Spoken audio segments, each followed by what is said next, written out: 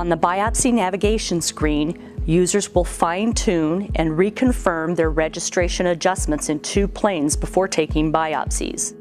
The live ultrasound on the top screen, overlaid with the pink MR outline, is simultaneously viewed with the source MRI data on the bottom.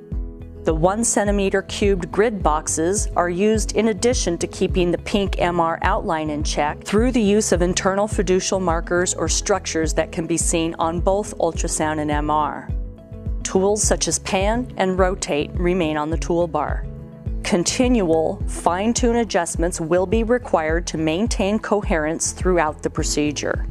If the ultrasound needle guide shown with the white dots is not aligned with the pink Euronav needle guide, corrections can be made by sliding the square pink box at the distal end of the dotted line. In our example, we are using an end-fire probe, so for us to check our alignment in 2 planes, the probe is twisted 90 degrees from the sweep position to see a parasagittal view. Side-fire probes can switch between sagittal and transverse views with the press of a button on the probe. End-fire probe users are encouraged to perform rotational adjustment. The tool for rotational adjustment steps is activated on the static toolbar on the left of the live image viewport. For more information on rotational adjustments, refer to the Euronav user manual. The intuitive target and biopsy lists on screen left activate the target of interest and track the number of cores taken at each location when the Add button is pressed. If users want to map systematic regions, they can be added to the end of the target list by pressing the toggle button.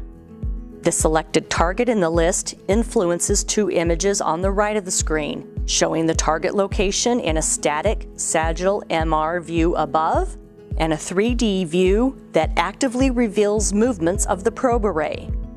The 3D view may be used in conjunction with the color-coded guidance bars that direct users to the specified target location. Green, outlined targets come into view as the colored guidance bar is diminished. A centroid with a red dot represents the center of the target. Influences created by navigating to targets and external pressures on the probe often cause the ultrasound image to lose alignment with the pink MR outline. Modifications can be quickly refined by pressing the left mouse button on the live image. This action automatically applies the pan tool and temporarily freezes the live image to allow for corrections until the mouse is released. It is advised that movements of the probe be restrained while these fine adjustments are made. Registration must be continually monitored and maintained throughout the procedure. Checking in 2 planes again may be necessary.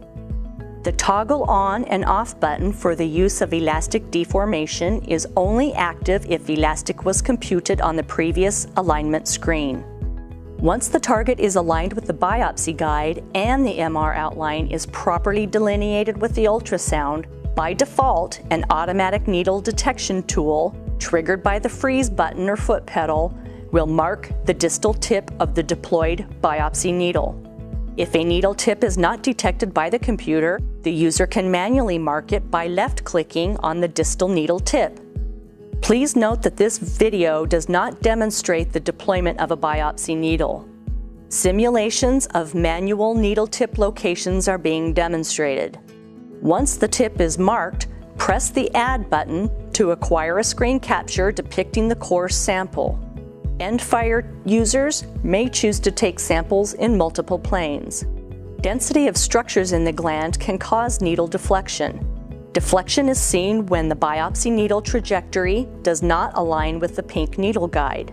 To manually adjust for deflection outside the needle guide, double-click with the left mouse on the actual distal tip seen on screen, and Euronav will temporarily adapt the pink dots to be parallel with the needle path before pressing Add and capturing the core sample. Overall, users should always verify and adjust the mark if necessary.